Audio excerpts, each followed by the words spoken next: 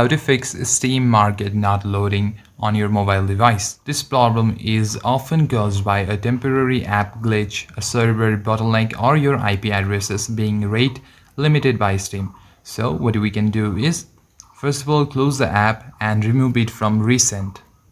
Now hold on to the app for some time and tap on the eye icon. It will lead you to setting. Now scroll down a bit. Now tap on storage.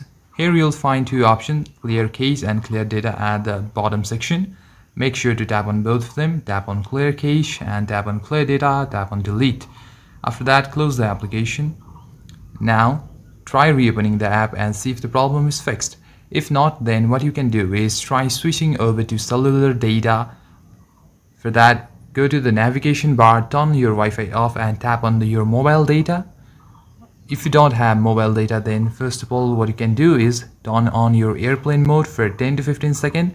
It may refresh your Wi-Fi uses. After that, close the airplane mode off and try reconnecting back to Wi-Fi and make sure you have a stable internet connection. After that, go back to your app and your problem should be fixed. Thank you for watching this video, guys.